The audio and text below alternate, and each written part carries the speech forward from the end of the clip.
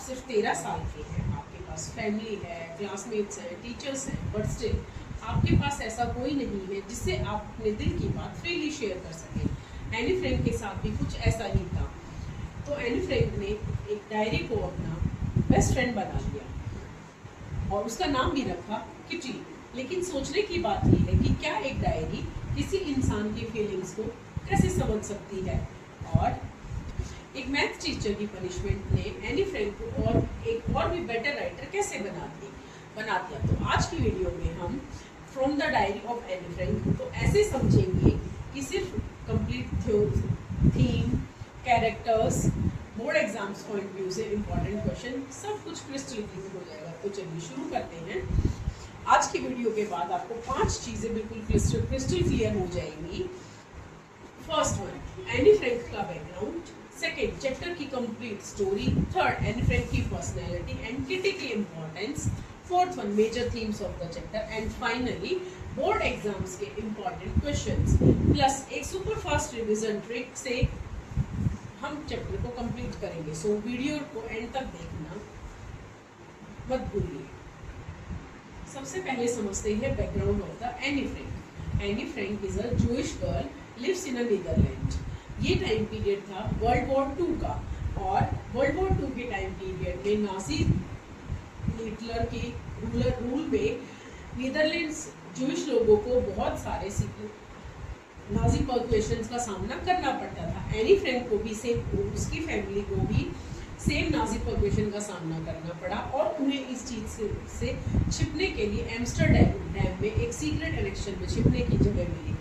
Any ने ये diary अपने उसी डिफिकल्ट टाइम पीरियड में लिखी थी और उसने अपने इस डायरी का नाम रखा था किटी।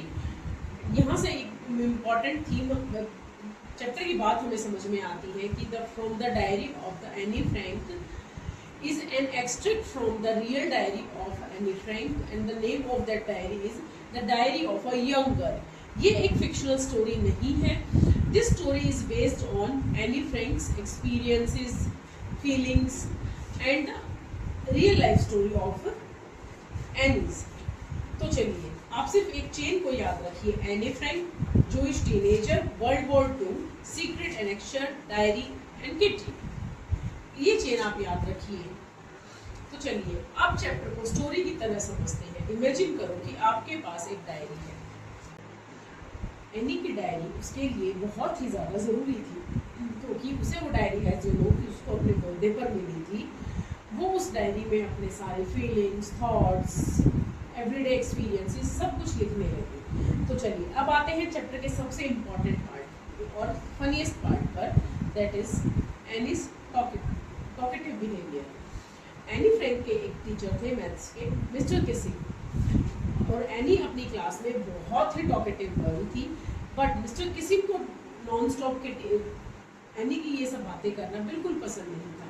तो उन्होंने एनी की इस बिहेवियर को सुधारने के लिए उसे एक पनिशमेंट दी, to write a letter a chatterbox. Anne ने वो लेटर लिखा, उसने अपनी क्रिएटिविटी को उस लेटर में ऐसे में कन्वर्ट कर दिया। Then Mr. Kissing gave her another essay and another and another. Then he gave him so many, and finally he punished to write a essay on a chatterbox girl. And he write quack quack quack, a duck's family and his experiences and his creativeness in this essay. After reading that essay, Mr. Kissing understood the creativity of Annie and he never gave another punishment to her.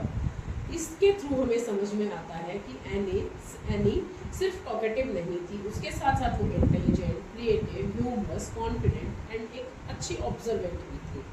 आप any की एक qualities में ये एक line add कर सकते हैं, that she was talkative, intelligent, creative, humorous, confident and observant. अब आते हैं बोर्ड एग्जाम पॉइंट व्यू के लिए एक इंटरेस्टिंग टॉपिक पर, that is if the examiner asked you that right a line on Annie's talkative behaviour, तो सिर्फ ये लाइन लिख कर ना आ जाए कि हाउ गड़बड़ हो गई थे पापा। With the punishment of mister Keesing, any की एक वीकनेस टॉकिंग टू मच एक क्रिएटिव राइटिंग में कन्वर्ट हो गई और यहाँ से उसका राइटिंग का जो बैकग्राउंड था वो बनना शुरू हो गया। तो चलिए अब आते हैं एग्जाम बोर्ड एग्जामिनर के एक इंटरेस्टिंग और फेवरेट टॉपिक की तरफ। अगर आपसे एग्जामिनर पूछता है कि what kind of a girl any friend was, तो सिंपल एक लाइन में कि she was intelligent and creative लिख कर मत आइएगा। आप अपने आंसर को एविडेंस प्रूफ के साथ प्रूव कीजिए that she is talkative, any is a talkative girl, mister Keesing keep punishing her on for his talking behavior. She is intelligent, creative. She write the essay in a creative manner so that Mr. Kissing was impressed by her creativity. She is self-aware and sensitive, honest and observant. She wrote the letter about his own weakness of talking too much and create this weakness in a creative corner. And as a good observant, she wrote the whole letter on duck's family. तो जब आप evidence के साथ इन सभी points को question के answer में include करेंगे, she is talkative, intelligent, creative, self aware, sensitive, humorous, observant and honest, तो इन सब से आपका क्वेश्चन फुल प्रूफ एविडेंस के साथ जब एग्जामिनर के सामने जाता है तो he was impressed and he gave the full marks which you are struggling for in the exams. तो चलिए अब बात करते हैं चैप्टर के next. Now comes the heart of the chapter. Anne says उसकी सराउंडिंग में बहुत सारे लोग थे, उसके क्लासमेट्स थे, फैमिली थे, टीचर्स थे, but she doesn't have a true friend. Why? Because she thought there is a no one जिसके साथ अपने डीपेस्ट थॉट्स और फीलिंग्स को वो शेयर कर सके। इसीलिए kitty becomes very important in her life. Kitty is not a real person, kitty is the personification of Annie's diary. Annie's diary, Kitty becomes Annie's emotional companion. She shares her experience, thoughts and feelings with her without any fear of judging. It means diary is equals to Annie's safe space where Annie can share all his thoughts without hesitation, without being judgment of the other people, and there is nothing to be hide from the diary. So diary becomes very important in her life, and this habit of her writing a diary becomes her profession in his future. She becomes a very good and amazing writer in her life. Now अब story की पूरी theme को one by one करके समझते हैं। Theme 1 is loneliness, surrounded by people but still feels emotionally alone. Second theme is self-expression. Writing allows Annie to express thoughts that she can easily share with others. And the theme 3 is growing up. Annie is becoming more mature and learning to understand herself and other people's. Theme number 4 is creativity. That Mr. Kissing's incidents shows us how Annie used humor and imagination to deal with the problem. Fifth theme is hope and resilience. Despite living through an extremely difficult period, Annie continues to observe, think, write and find meaning in everyday life.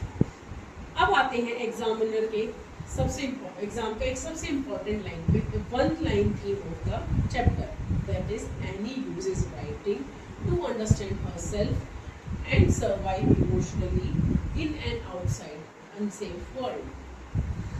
Annie was writing to understand herself and survive emotionally in an unsafe surround world. चलिए अब हम बात करते हैं exam point of view से important questions की। तो अब एग्जाम मोड करते हैं। And our first question is why Anne want to keep a diary. अब आप इस क्वेश्चन का आंसर अपनी थीम और स्टोरी के लाइन से अकॉर्डिंग आप कर सकते हैं। Second question is why she call her diary Kitty. Third important question is why did mister Keesing punish Anne. And last but not the least question is how did mister Keesing stop punishing her. अगर आप इन questions के framed answers चाहते हैं तो comment box में लिख दीजिए answers and I will reply the answers to you, or otherwise you can have a visit to my telegram channel, and I have shared the link of my telegram channel in the comment in the description box. You can download all the important theme of the chapter, summary of the chapter, important questions from the board exam point of view, all from the telegram link. One line में chapter की summary को clear करते हैं. A triple K. A is for the Annie, a 13-year-old Jewish girl who writes a diary. K is for Kitty, the name of Annie's diary. Second K is for Mr. Kissing, her maths teacher who punished her for his talking behavior. Fourth K stands for the quack, which shows that creativity of her punishment of Annie's turning into a creative writing of life. तो चलिए, अब अगर आपसे कोई पूछे कि what is about the Annie Frank, diary from the Anne Frank is about, तो सिर्फ ये ना कहकर रोकिएगा कि this is this chapter is for a girl who rights a diary and share his thoughts with all his thoughts with her diary, but this is more deeper than that.